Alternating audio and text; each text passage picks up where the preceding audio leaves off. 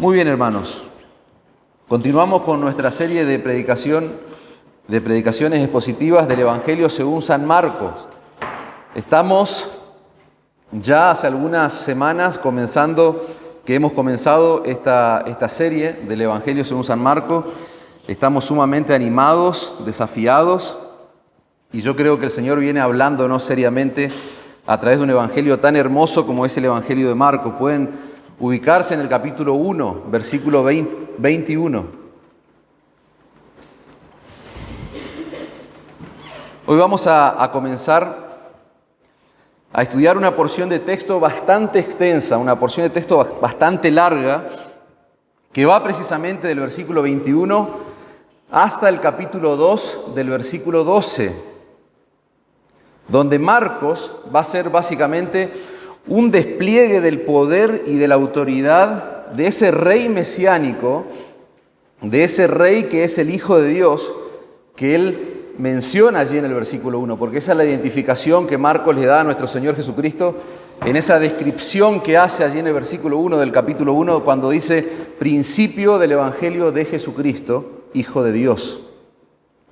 Lo que nosotros vamos a hacer este domingo, y el próximo domingo no, sino el otro domingo, de acá a 2 domingos, porque el próximo domingo vamos a tener una reunión especial, pero lo que vamos a hacer hoy es adentrarnos en el despliegue que Marcos va a hacer del poder y de la autoridad de Cristo.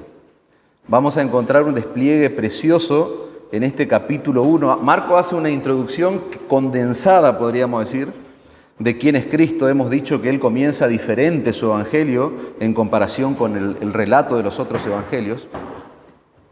Él en el principio ya comienza a describir a Cristo y su persona. Él lo describe como ese rey glorioso que fue allí profetizado en el Antiguo Testamento y que ahora se está haciendo real, que está entre nosotros, decíamos semanas atrás. Y hoy vamos a ver una parte, y de acá a 2 semanas vamos a terminar la porción completa, repito, que termina en el capítulo 2, versículo 12. Hoy solamente nos vamos a concentrar en el versículo 21 y vamos a hacer allí un paréntesis en toda esa porción de texto, pero vamos a tratar de abarcarlo en su totalidad. Nosotros vimos ya desde el principio que Marcos está haciendo una introducción sumamente interesante y podríamos decir impactante de la persona de Cristo, porque él está mostrando ciertas evidencias, él está argumentando por qué Cristo es ese rey prometido allí en el Antiguo Testamento.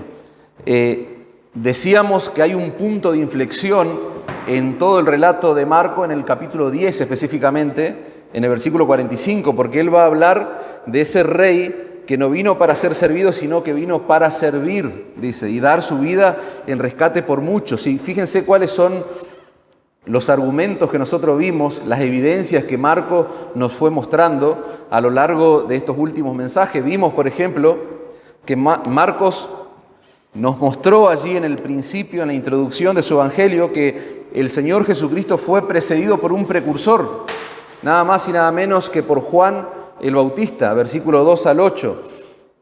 Vimos también que Jesús tuvo una coronación sumamente especial. ¿Por qué? Por posterior a su bautismo, ustedes recordarán la afirmación que Dios mismo hace del Señor Jesucristo. Vimos la Trinidad en acción allí, versículos 9 y 11. El Señor Jesucristo también dice el relato de Marcos que fue llevado por el Espíritu Santo al desierto y derrotó al mismo Satanás allí en total vulnerabilidad, decíamos, en su humanidad. En los versículos 14 y 15 de la semana pasada vimos que Marcos relata que el Señor proclamó el Evangelio del Reino de Dios y vimos una orden específica que Él le da allí a ese grupo de hombres a los que Él llama. Él les da la orden de seguirlo. Esas son las evidencias que Marcos pone en su introducción acerca de la persona de Cristo. Y lo que va a hacer Marcos ahora es enfocarse en una serie de hechos específicos que tienen que ver con el principio del ministerio de Cristo. Y lo que Él nos va a mostrar es la autoridad de nuestro Señor Jesucristo, nos va a mostrar el poder de nuestro Señor Jesucristo. Y fíjense Como les decía, nos vamos a concentrar verso 21 y vamos a ver hasta el verso 45, pero vamos a hacer un paréntesis en el relato que nosotros encontramos allí desde el versículo 35 al versículo 39. Allí vamos a hacer un paréntesis, vamos a saltearnos esa porción de texto y la vamos a terminar con la porción del capítulo 2, versículo 1 al 12, que vamos a ver la semana que viene.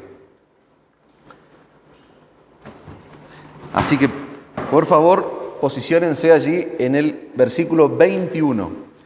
Lo que vamos a hacer es no leer la porción completa de inmediato, vamos a ir leyendo a medida que vamos desarrollando el sermón. Fíjense, allí en el verso 21, cómo Marcos presenta la autoridad y el poder del Señor Jesucristo que se manifiesta en su enseñanza, en su predicación. Fíjense que hay un relato de que el Señor y sus discípulos entran en una sinagoga allí en Capernaum. Dice el versículo 21, y entraron en Capernaum, y los días de reposo, entrando en la sinagoga, enseñaba, dice el texto. Y se admiraban de su doctrina porque les enseñaba como quien tiene autoridad y no como los escribas. Ahí hay una distinción que hace Marcos en su relato que no la vamos a pasar por alto. Fíjense que Capernaum era una ciudad muy particular, era una ciudad portuaria que estaba al noreste de Galilea, y esa es la ciudad donde el Señor se establece durante un tiempo para llevar a cabo su ministerio en lo que es esa región de Galilea. Mateo se refiere, si ustedes observan el capítulo 9 de Mateo, versículo 1, se refiere a como la identifica esa ciudad como la ciudad de nuestro Señor Jesucristo. En el pasaje anterior nosotros vimos que Él en esa región, allí en esa ciudad, recluta a unos hombres, a un par de hermanos que encontramos allí en el texto, a Pedro y Andrés, a Juan y Jacobo. Él los toma como discípulos y le pide que formen parte de su equipo ministerial, que lo acompañen a Él. Y fíjense que ahora esta gente, el Señor y sus discípulos, se encuentran entrando, dice el texto, en una sinagoga de Capernaum. Hay algo sumamente interesante a destacar en cuanto a lo que es una sinagoga. Siempre que nos encontramos frente a esta palabra en los evangelios, hacemos la distinción, hacemos la aclaración, y siempre viene bien recordarlo. Una sinagoga era el lugar principal donde los judíos se reunían para adorar, para llevar a cabo sus rituales religiosos y estudiar también las Escrituras en el día de reposo. En el resto de la semana las sinagogas funcionaban como escuelas, como tribunales, donde se llevaban adelante algunos casos menores. Y es interesante destacar que el culto en una sinagoga, la liturgia que se llevaba a cabo, era muy similar al formato que tienen nuestras reuniones o un culto cristiano, de una iglesia cristiana. Había una persona que hacía una lectura de las Escrituras, después la persona que estaba presidiendo ese culto, allí en particular, seleccionaba a una persona calificada para que enseñe lo que se había leído en el pasaje. No era necesariamente importante que sea un sacerdote o un rabino o un erudito de la Escritura para exponer, pero sí tenía que ser una persona calificada para enseñar. Y ese día, lo que ocurre por el testimonio de las Escrituras, que la persona seleccionada, la persona indicada, designada para enseñar, fue nada más y nada menos que nuestro Señor Jesucristo. Fíjense que Marcos no se va a enfocar en el contenido de la enseñanza que dio el Señor, sino que Marcos pone su énfasis en la reacción que está provocando la enseñanza de Cristo, la forma de enseñar de nuestro Señor Jesucristo. Fíjense el verso 22, y se admiraban, dice el texto, de su doctrina, porque les enseñaba como quien tiene autoridad y no como los escribas. Ese es un detalle sumamente interesante, hermanos. Esa palabra admirar, el texto dice que en esta gente hay admiración, están impresionados. Esa palabra admirar está ligada a un tipo de asombro que moviliza a las personas, que genera fascinación en las personas. Y lo que está ocurriendo en esta gente, en este escenario que plantea Marco, es que la gente está atónita, está impresionada. Ellos están sorprendidos porque nunca habían escuchado a alguien que enseñe las Escrituras de esa forma. Y Marcos dice que Jesús enseñaba como quien tiene autoridad y no lo hacía, fíjense la distinción allí, como los escribas.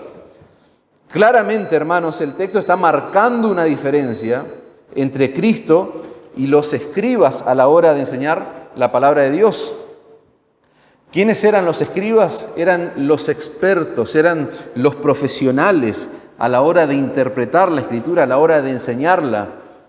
Pero ese día de reposo, allí en esa sinagoga de Capernaum, hermanos, nuestro Señor Jesucristo los había dejado a ellos, según dice el texto, como aquellos quienes no tienen autoridad. La gente en sus mentes lo primero que hizo fue comparar lo que ellos venían recibiendo habitualmente con lo que estaba sucediendo en ese instante en el que ese hombre estaba exponiendo las Escrituras. Y ese hombre, como dije, era nada más y nada menos que nuestro Señor Jesucristo. La enseñanza de los escribas apuntaban por lo general a lo que habían dicho otros rabinos. Por lo general, la exposición de las Escrituras de un escriba tenía que ver con repeticiones de palabras que habían dicho otros escribas u otros rabinos, pero claramente Jesús era un maestro diferente por lo que está ocurriendo en el pasaje. Jesús hablaba con convicción. Sus palabras eran las palabras de Dios mismo. Por eso esta gente está asombrada. Y como nosotros hemos dicho ya en más de una oportunidad, era la palabra, era el verbo hecho carne, interpretando a sí mismo. Era la palabra exponiéndose a sí mismo. En más de 15 veces nosotros vamos a encontrar en los evangelios que el Señor dice con total y absoluta autoridad, yo os digo. Si ustedes se fijan, por ejemplo, en el Sermón del Monte, el Señor va a decir, ustedes oyeron que fue dicho esto y aquello, pero yo os digo esto. Fíjense la autoridad de nuestro Señor. Y Cristo, hermanos, quisiera bajar el texto a tierra, Cristo todavía sigue hablando a su pueblo. De esa manera, de manera contundente, de manera absoluta, determinante, con total poder y autoridad. ¿Cuándo es la pregunta? ¿Cuándo habla el Señor en nuestros días con total autoridad? Cuando desde un púlpito se pone su palabra en lo más alto. Cuando en una iglesia se pone su palabra en lo más alto. En cada lugar, hermanos, que las Escrituras son proclamadas con un temor santo, un temor reverente, con fidelidad, es Cristo. Nosotros no debemos olvidar eso. Es Cristo hablando a su pueblo. Es Cristo hablando a los suyos. Es Dios, decimos siempre, desplegando toda su gloria en la iglesia. ¿A través de qué? A través de su palabra. A través de la predicación, la exposición de su palabra. Dios está presente donde su palabra es predicada. Y un pastor que no enseña seriamente la palabra de Dios ha perdido toda autoridad, hermano, para pararse en un púlpito a predicar. Y claramente la gente está haciendo la distinción entre la autoridad de esos escribas que los alimentaban a ellos y la autoridad de Cristo, hermano. La gente en esa sinagoga está asombrada por la enseñanza de Cristo. Pero eso no era nada todavía con lo que iba a venir. No era nada con lo que estaba a punto de pasar. Ellos iban a quedar aún más asombrados con lo que iba a suceder a continuación. ¿Por qué? Porque fíjense cómo el texto nos muestra no solo la autoridad y el poder de Cristo en su enseñanza, sino también la autoridad y su autoridad y su poder sobre los mismos demonios, sobre el poder de las tinieblas. Marcos 1:23. Pero había en la sinagoga de ellos un hombre con espíritu inmundo que dio voces, diciendo, ¿qué tienes con nosotros, Jesús Nazareno? ¿Has venido para destruirnos? Sé quién eres, el Santo de Dios. Fíjense el detalle de la exclamación que está haciendo este demonio. En el lugar menos pensado, tal vez, para nuestra mente, en una sinagoga puntualmente, dice el texto que había un endemoniado. Esta persona claramente no pudo soportar las enseñanzas del Señor. Esta persona que está allí, este demonio que está allí, atormentando, poseído, ¿no es cierto?, a una persona, No puede soportar la predicación de nuestro Señor Jesucristo. Por eso dice el texto que comienza a dar voces. Eso nos da la idea, esa expresión dar voces, literalmente significa que esta persona empezó a gritar. Esta persona empezó a tener una reacción sorprendente. Empezó a levantar su voz, a gritar como loco, podríamos decir en nuestro lenguaje popular. Vaya a saber cuántas veces este hombre fue a la sinagoga y no tuvo mayores inconvenientes durante la predicación de los escribas. Vaya a saber cuántas veces él estuvo asistiendo, permaneciendo allí. Pero ese día, hermano, fue completamente diferente, porque ese día era Jesús el que estaba enseñando las Escrituras. Y fíjense que hay como hasta una expresión de comodidad en la exclamación que hace el demonio. ¿Qué tienes con nosotros? Es como decir, o sea, siempre estamos bien en este lugar, en esta sinagoga, y ahora, ¿qué quieres? ¿Destruirnos? Es lo que dice el demonio. Ese día este demonio no estaba frente a una enseñanza vacía y sin autoridad, hermanos, como la de los escribas, sino que estaba enfrentándose con el mismo Hijo de Dios en persona. ¿Por qué? Porque la palabra de Dios estaba siendo expuesta. Y quiero bajar una aplicación sobre esto, hermano. Al diablo, lo hablábamos el miércoles a esto, porque estamos estudiando acerca de la adoración los días miércoles, como una marca distintiva, una marca fundamental que tiene una iglesia sana, una adoración bíblica centrada en el Evangelio. Al diablo no le importa, hermano, que las iglesias se llenen de gente. De hecho, es el fenómeno que nosotros vemos en algunos lugares denominado iglesia. Al diablo no le importa que esos lugares, esos templos se llenen de personas.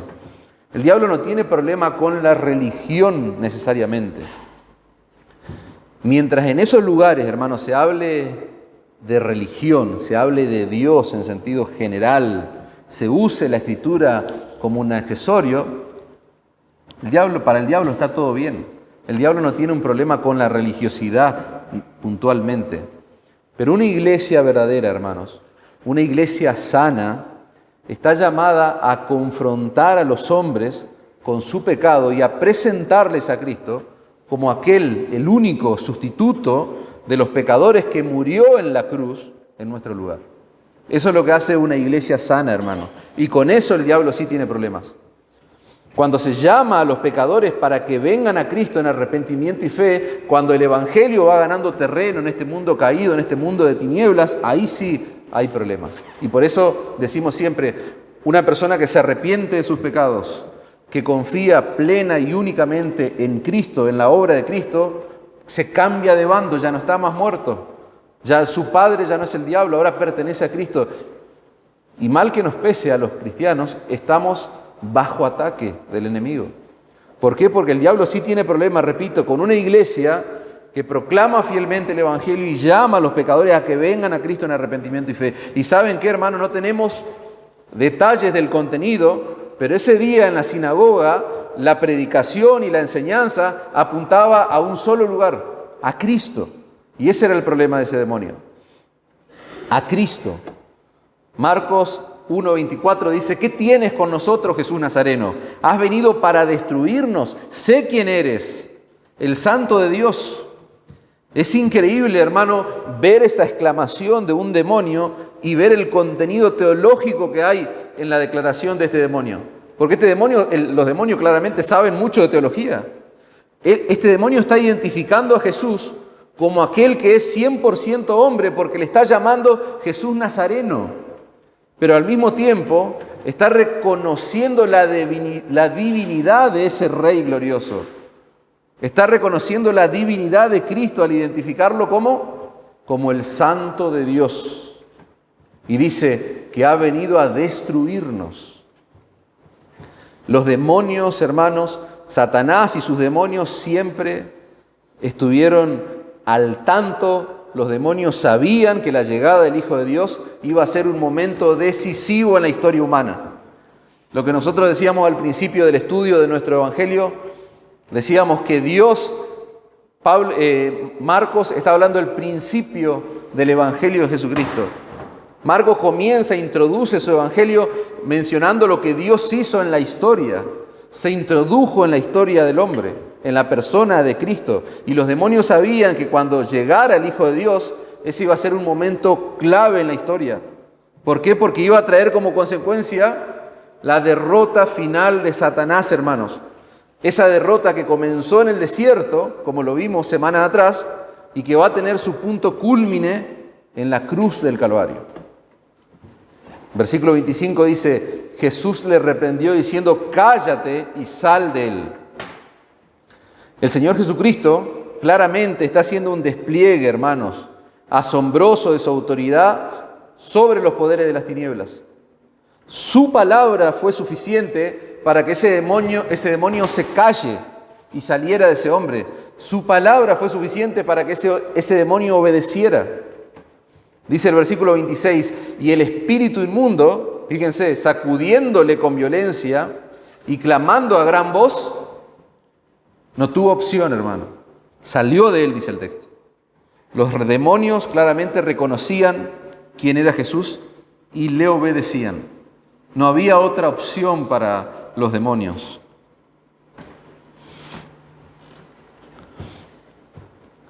Y en este día especial, hermanos, en este día de Santa Cena, donde nos reunimos, donde tenemos estos símbolos que nos llevan a hacer digna memoria de la obra de Cristo, en este día especial de Santa Cena, entender estas verdades que estamos leyendo, que estamos estudiando acerca de la autoridad, del poder de Cristo, entender estas verdades tiene que llevarnos, escuchen esto, hermano, porque quiero poner sus mentes en ese lugar, tiene que llevarnos a reflexionar profundamente sobre la persona y la obra de Cristo.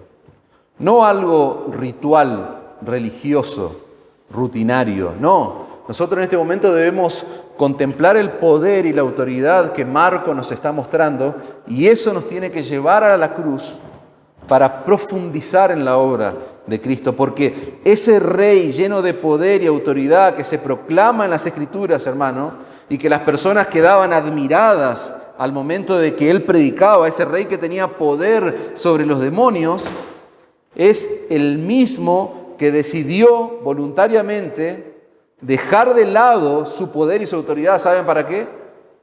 Para morir por nosotros, para morir por vos y por mí en la cruz del Calvario. Es en ese Rey glorioso que Marcos está describiendo en su capítulo 1 del Evangelio, es ese Rey el que vino a dar su vida en rescate por nosotros, hermano. Es en ese Rey glorioso en quien descansa nuestra preciosa salvación. Entonces, si vos pensabas que un despliegue tan grande de poder que estamos viendo no te puede llevar a reflexionar hacia la cruz, yo quiero desterrar eso. Porque vos tenés que ver el poder de Dios y tenés que ver a aquel que está muriendo en la cruz, siendo Dios, humillándose hasta lo sumo. El hecho de haber venido a este mundo ya era humillante, y peor aún el hecho de ir a la cruz a morir por miserables pecadores como nosotros. Como decíamos en la oración, de nada somos dignos, pero en su gracia Él nos aceptó. En Cristo, Él nos hizo aptos, hermanos. Podemos estar tranquilos si hemos ido a Cristo en arrepentimiento y fe, hermanos. Fíjense lo que dice el versículo 27. Versículo 27. Y todos se asombraron. Fíjense la reacción que provocó esta serie de acontecimientos. Todos se asombraron de tal manera que discutían entre sí diciendo, ¿qué es esto? ¿Qué nueva doctrina es esta? Que con autoridad manda aún a los espíritus inmundos y le obedecen.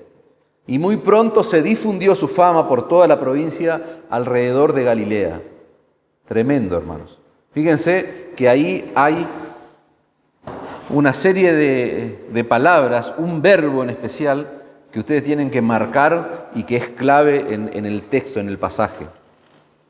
Yo no sé si ustedes se dan cuenta, pero la gente está asombrada de algo puntual, de algo muy específico. Y es precisamente esa autoridad que está reflejando Cristo y con la cual Él está mandando. Ese es el verbo clave, mandar. Ellos están viendo, esta gente está observando que Jesús habló que Jesús dio una orden y fíjense lo que pasó. El demonio obedeció, decíamos, no tenía otra opción. Estas personas, hermanos, están frente a la palabra que creó y sostiene el universo, a la que ni siquiera los demonios se pueden resistir. Esa es la realidad. Decíamos, la palabra predicándose a sí misma, la palabra exponiéndose a sí misma. ¿Qué palabra? El Verbo hecho carne. Esa palabra con la cual se creó todo lo que existe. Veíamos semanas atrás. Esta gente está frente a la palabra que da vida a los que están muertos. Esta gente está frente a la palabra que abre los ojos de aquellos que están ciegos, hermanos. Fíjense que hay un detalle sumamente importante en el relato de los evangelios.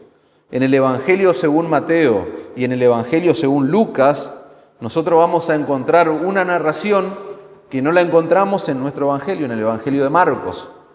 ¿Y cuál es el escenario? ¿Cuál es la historia? Es la historia del centurión romano. Hay un episodio que menciona Mateo y Lucas, donde un centurión romano le pide a Jesús que ejerciera un milagro sobre uno de sus criados porque estaba con una grave enfermedad. Y acá es necesario detenernos para poder entender el punto. Un centurión romano era un comandante del ejército romano, vale la redundancia, que tenía bajo su mando a un grupo, a un escuadrón, podríamos decir, de 80 soldados. Y este centurión, que era un hombre que tenía total autoridad militar, porque tenía gente a cargo, él daba una orden y esa orden tenía que ser obedecida. Fíjense que este centurión, nos plantea Mateo y Lucas, viene al Señor Jesús y le pide que sane a su criado. Vamos a leer Mateo capítulo 8, versículo 7. Por favor, pueden buscarlo allí. Mateo capítulo 8, versículo 7. Dice así: y Jesús le dijo, yo iré y le sanaré. El versículo 8 dice, respondió el centurión y dijo, esto es impactante, hermanos. A mí me impacta, cuando yo lo leí, cuando lo estudié, me impactó. Y yo quiero que haga lo mismo en tu mente y en tu corazón. Dice el verso 8, fíjate la respuesta del centurión. Dice, Señor, no soy digno de que entres bajo mi techo. El Señor le está diciendo, yo voy a ir y yo lo voy a sanar. Pero Él está diciendo, no soy digno de que entre bajo mi techo. Y esto es lo impactante, hermano. Solamente di la palabra y mi criado sanará. ¿Te das cuenta? Solamente di, habla, expresalo, decilo y va a ocurrir el milagro. Porque también yo soy hombre bajo autoridad y tengo bajo mis órdenes soldados, dice el centurión. Y digo a este, ve y va, y al otro, ven y viene. Y a mi siervo, dice, haz esto, y lo hace. Y dice el versículo 10, al oírlo Jesús, terrible, miren la reacción del Señor, se maravilló y dijo a los que le seguían, de cierto os digo que ni aún en Israel he hallado tanta fe. El Señor está asombrado de que alguien que ni siquiera es de su etnia, un gentil, tuviera tanta fe, hermano. Este hombre está reconociendo a Cristo como ese Dios que tiene autoridad sobre todo y sobre todos. Por eso dice él que Cristo es capaz de dar una orden y la creación le obedece. Cristo es capaz de dar una orden y ese criado puede ser sanado. Este hombre entiende, hermanos, que nada ni nadie puede resistir a la voz de autoridad de nuestro Señor Jesucristo. Es por eso que el Señor se asombra al ver semejante actitud, semejante acto de fe. Ahora, con esta reseña, ¿vos podés entender lo que está pasando en la sinagoga? Lo que está pasando, la gente está viendo que el Señor habla y ellos se fascinan. Hay una fascinación, la gente está viendo que el Señor habla y los demonios salen, los demonios tiemblan. Las personas están asombradas, dijimos, hermanos, por el poder de la palabra de Cristo. Miren cómo el texto nos muestra la autoridad que el Señor tiene, no solo al momento de hablar, no solo sobre los demonios, sino que Marcos va a demostrarnos que Él también tiene autoridad sobre las enfermedades. Marcos capítulo 1, versículo 29, al salir de la sinagoga, vinieron a casa de Simón y Andrés con Jacobo y Juan. Y la suegra de Simón estaba acostada con fiebre, dice el texto. Fíjense, la suegra de Pedro estaba con fiebre y enseguida le hablaron de ella. Entonces él se acercó y la tomó de la mano y la levantó. E inmediatamente le dejó la fiebre y ella le servía. Tremendo. Fíjense que hay algo llamativo en esta narración que hace Marcos. ¿Por qué? Porque él está hablando de un milagro de sanidad, pero lo llamativo es que lo está contando como algo sumamente simple, como algo sencillo, digamos. Y cualquier persona, si yo pienso en mí personalmente, si yo tuviera que describir algo, tal vez me hubiese gustado agregarle algún detalle sorprendente, algún detalle esplendoroso para llamar la atención. Pero Marcos solo dice que Jesús la tomó de la mano, la levantó y de inmediato le dejó la fiebre, dice. Y esta persona empezó a trabajar, porque le empezó a servir. Pensá cuando te agarra fiebre y se te va la fiebre, quedamos hecho una bolsa, un trapo sucio. Pero esta mujer dice que le dejó la fiebre y ella estaba vigorizada, tenía fuerza al punto de que podía servirle al Señor. Y ese detalle, esa poca referencia o elocuencia que nosotros podemos encontrar al momento de expresar este milagro de sanidad, fíjense que lo escueto que Marco nos muestra en sí mismo el poder y la autoridad del Señor. Porque él está hablando de que solamente le tomó de la mano, así como antes habló y el demonio salió, ahora con un toque la mujer fue sanada, dice. Le dejó la fiebre, le servía. Dice un autor, el relato simple de este milagro nos da un breve vistazo de lo que sucederá cuando venga el reino de Dios en su forma final, cuando Cristo regrese. Él vendrá y restaurará el mundo bajo su autoridad. Tremendo. Este hombre lo que está haciendo es poniendo nuestra mente en el final, a la luz de estos pequeños pero grandes destellos del poder y la autoridad de nuestro Salvador. Una fiebre, una simple fiebre, pero dice este hombre, esto nos tiene que llevar a mirar hacia el futuro, hacia ese momento glorioso cuando Cristo regrese y restaure todo en el mundo bajo su autoridad. Nosotros tenemos que recordar, hermano, a medida que vamos avanzando en el Evangelio según San Marcos, que todo lo que se viene relatando tiene el propósito de mostrarnos, siempre dijimos, desde el principio decíamos, estos son escritos biográficos que tienen contenido teológico, son biografías teológicas acerca de la persona y de la obra de Cristo. Eso es lo que Marco está proyectando en nuestra mente. Nosotros no tenemos que desconectar lo que Marco está narrando en estos versículos de lo que ya vimos en los domingos anteriores. ¿Se acuerdan que vimos la semana pasada en el versículo 14 y 15 que el Señor comienza su ministerio allí en la región de Galilea y dice que Él comienza predicando el evangelio del reino de Dios? ¿Y qué es lo que Él decía? El tiempo se ha cumplido, el reino de Dios se ha acercado. Entonces, lo que yo les leía antes de este autor, que él dice, estos milagros sencillos nos deben llevar a mirar la consumación final de los tiempos.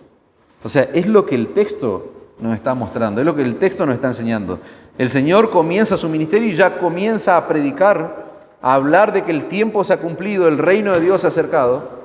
Y todo ese despliegue del poder y de la autoridad de Jesús sobre los demonios, sobre las enfermedades, no es más, hermano, que un anticipo de lo que va a suceder cuando el Señor finalmente establezca su reino.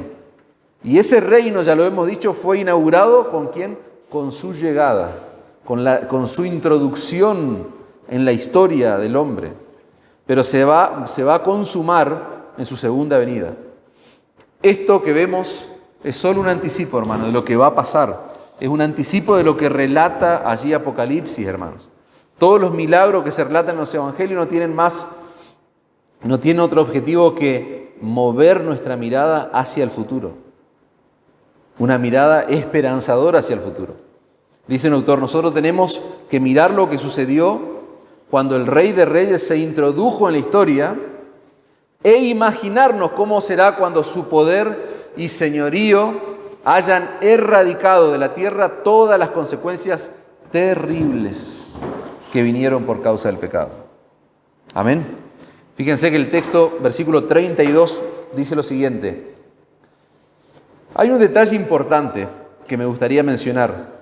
Nosotros no debemos olvidar, hermanos, que todo esto que venimos relatando, que venimos leyendo, está sucediendo en el día de reposo.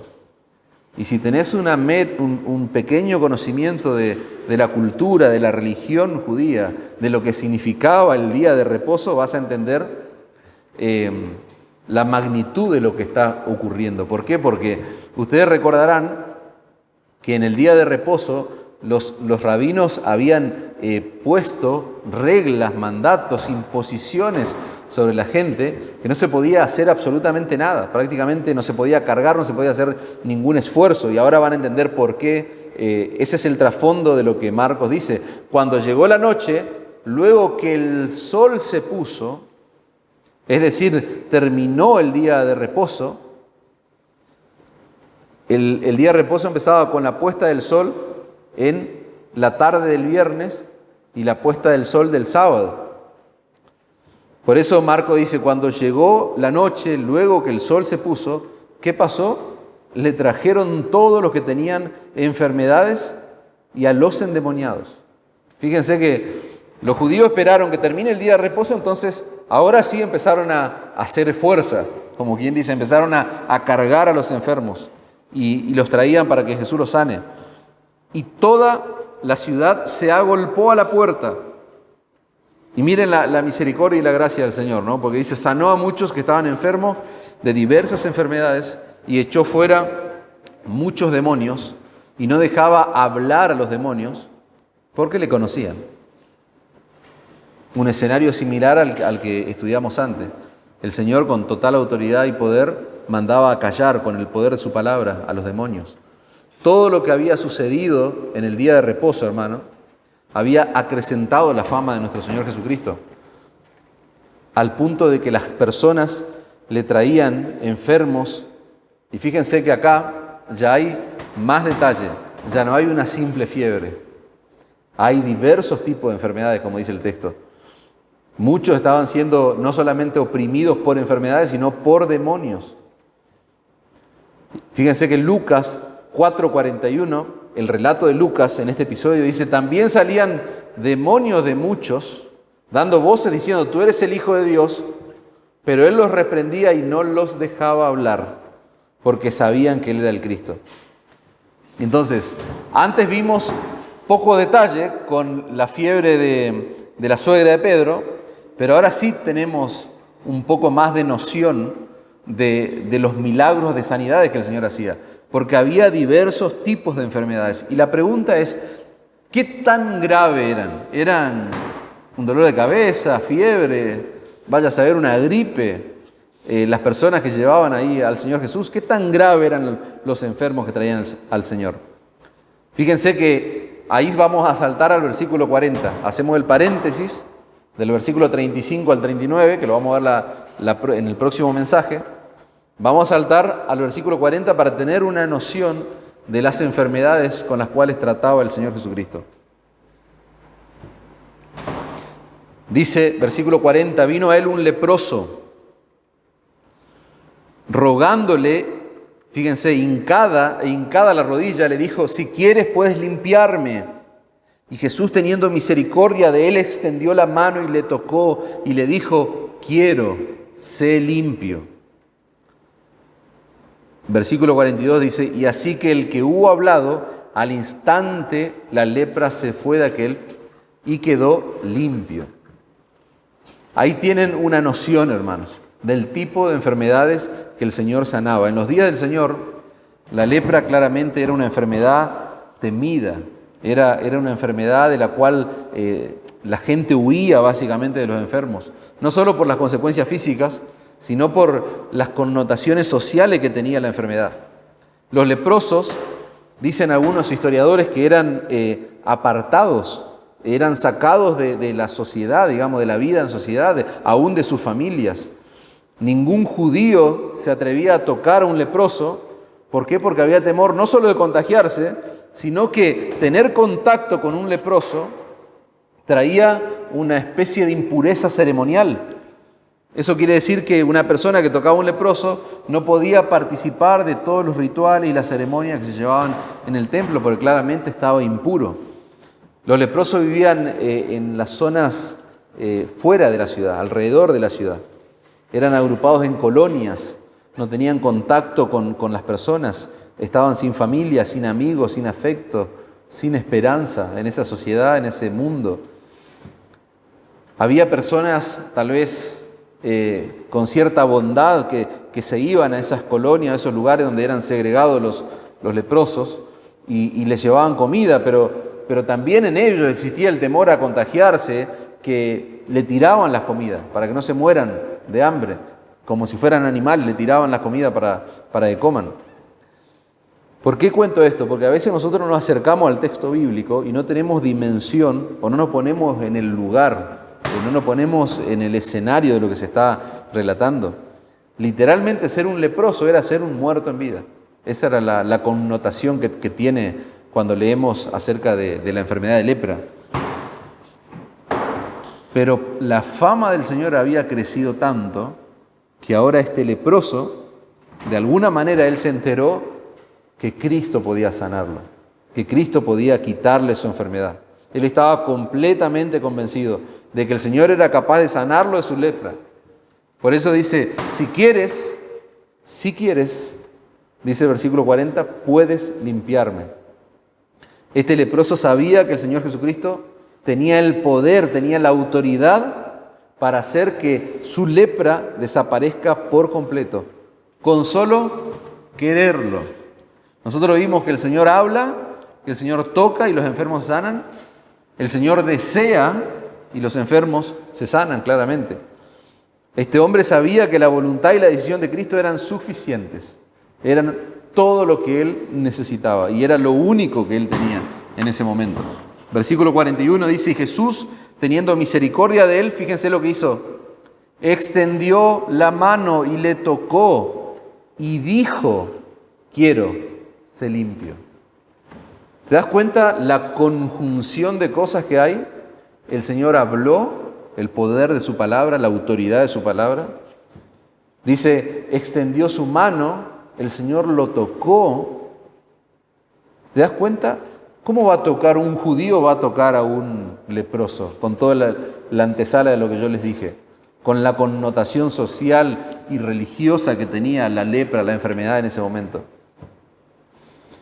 Claramente Marcos está mostrándonos que este rey que tiene todo el poder y toda la autoridad es un rey compasivo, es un rey misericordioso, es un rey amoroso.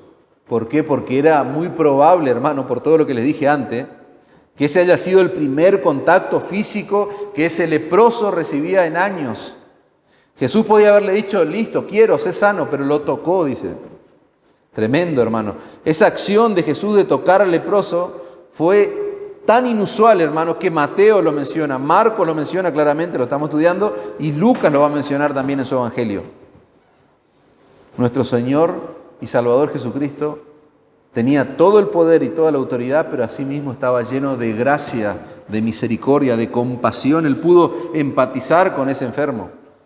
Él pudo sanar al leproso a distancia, pudo decirle, sí, quiero, sé limpio, con el poder de su palabra. Pero fíjense lo que dice el versículo 42. Y así que él hubo hablado, al instante la lepra se fue de aquel y quedó limpio. Fíjense, decíamos antes que el que tocaba al leproso quedaba impuro.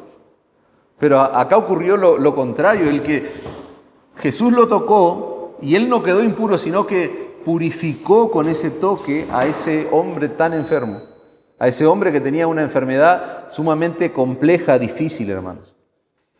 Y eso nos tiene que llevar a reflexionar en esta tarde, en esta noche, acerca de ese poderoso Salvador en el cual nosotros hemos creído, ese Rey glorioso que tenemos por el testimonio de la Escritura evidencias maravillosas del gran poder y de la gran autoridad, pero asimismo tenemos evidencia de la gran misericordia que Él tuvo por pecadores a lo largo y a lo ancho de su ministerio. Y esa demostración de su misericordia y de su gracia va a ser demostrada allí en la cruz del Calvario, hermanos. Y es lo que nosotros hemos venido a recordar hoy. Repito, a modo de conclusión, hermano, el despliegue del poder y la autoridad de Jesús que nosotros vamos a encontrar a lo largo del estudio de del Evangelio según San Marcos, nos tiene que llevar a un único lugar, a contemplar el gran Salvador, el glorioso Salvador que nosotros tenemos, si es que somos de Cristo. Repito, si es que somos de Cristo. Si vos estás en este mundo sin Cristo como Señor y Salvador, el Señor, toda su palabra, toda esta predicación tiene que ver con un llamado a que vos vayas a Cristo, que vos vayas a Cristo en arrepentimiento y fe. Recién estudiamos que Él tiene todo el poder, toda la autoridad, y Él tiene toda la gracia y toda la misericordia que un pecador necesita para ser librado de su condición. Él decidió, decíamos, hacerse hombre para morir por pecadores, pagar nuestra deuda con la justicia de Dios.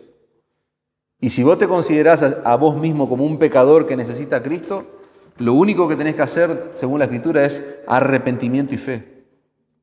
Tenemos que ir a Cristo no en búsqueda de la resolución de nuestros problemas, no en búsqueda de la sanidad de una enfermedad. Lo que necesitamos es que el Señor nos salve de la esclavitud, de la peor enfermedad, del peor problema que tenemos, y es precisamente nuestro pecado. Vos necesitas reconciliarte con Dios y confiar únicamente en Cristo si Él no es tu Señor y tu Salvador.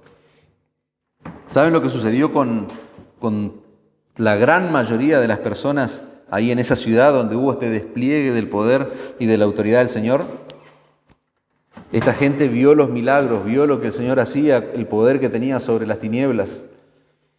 Sin embargo, según el testimonio de la palabra de Dios, eso no generó absolutamente nada, porque ellos siguieron como en sus vidas, como si nada hubiese pasado, al punto de que el Señor más adelante va a decir: Capernaum, Capernaum, que hasta el cielo fuiste levantada, hasta el Hades serás abatida, porque si en Tiro y en Sidón se hubieran hecho los milagros que en ti se hicieron, hace tiempo que se habían arrepentido, en cilicio y en ceniza.